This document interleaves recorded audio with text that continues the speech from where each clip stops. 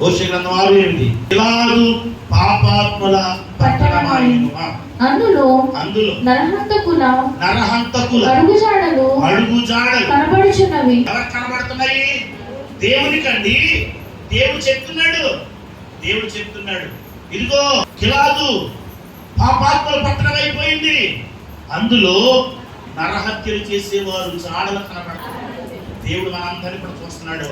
మరి మనలో ఏ జాడలు కనబడుతున్నాయి ఒకసారి ఆలోచన చేసుకోండి. ఆ రోజు గిలాదు పట్టణంలో ఉన్న వారి యొక్క జాడలు ఎలా ఉన్నాయంటే నరహత్య చేసేవారు ఉన్నారంట. వాళ్ళు ఎలా ఉన్నారు? నరహత్య చేసేవారు ఉన్నారంట. దేవునికి స్తోత్రం కలుగును గాక. ఏమండి, ఆజ్ఞల్లో ఒక ఆజ్ఞ ఏంటి? 10 ఆజ్ఞల్లో నరహత్య ఉన్నా కదా ఆజ్ఞలో. కానీ ఏం చెప్పేస్తున్నారు వాళ్ళు? ఆజ్ఞ తప్పేస్తున్నారండి, ఆజ్ఞ విడిచిపెట్టేశారండి. మంచిగా బ్రతకవలసినటువంటి వారు నరహత్యలు చేసేటువంటి వారుగా తయారైపోయారు. ఇక్కడ కూర్చున్నటువంటి వీరందరూ కూడా ప్రశ్న అడగవచ్చు, పాస్టర్ గారు ఒకవేళ గిలాదు ప్రజలు నరహత్యలు చేసి ఉండొచ్చు, మేమెవరిని నరహత్య చేయలేదండి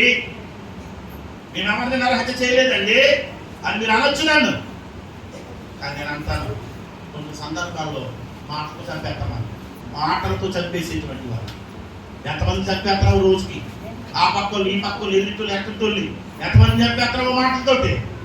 నోరు కదా నా ఇష్టమని నీ నోటి నుంచి వచ్చే మాటల ద్వారా ఎంతమంది నా హత్య చేస్తున్నావో.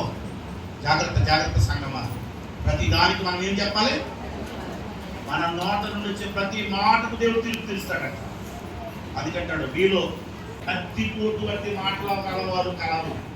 జాగ్రత్త, నీ మాటలు కత్తి కంటే బదులుగా ఉంటున్నాయేమో, నీ నాలుక కత్తి కంటే బదులు ఉంటుందేమో.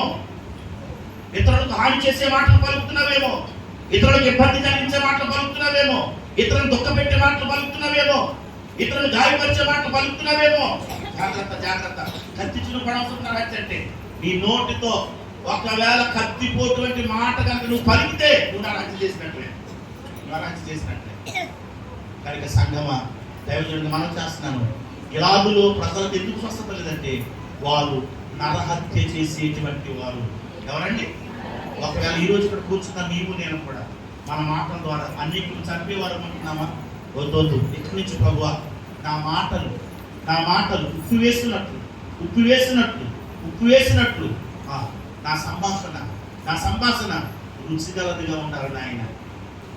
సంఘము వెలుపటి వారి ఎడల మీ సంభాషణ ఎల్లప్పుడూ కూడా రుచి కలదిగా ఉండాలి అన్నాడు. ఎలా ఉండాలి? రుచి కలదిగా. నీవు రుచిగల మాటలు పలికినప్పుడు ఇతరులు నీలో ఉన్నటువంటి దేవుని ప్రేమను గమనిస్తారు, నీలో ఉన్న క్రీస్తుని గమనిస్తారు. ఎందుకంటే క్రీస్తు మాటలు రుచికరమైనవి. ఎటువంటివండి? అందుకని ప్రభు మాట ద్వారా ఆకర్షించాడు. ఎలా ఆకర్షించాడండి? మాట ద్వారా ఆకర్షించాడు.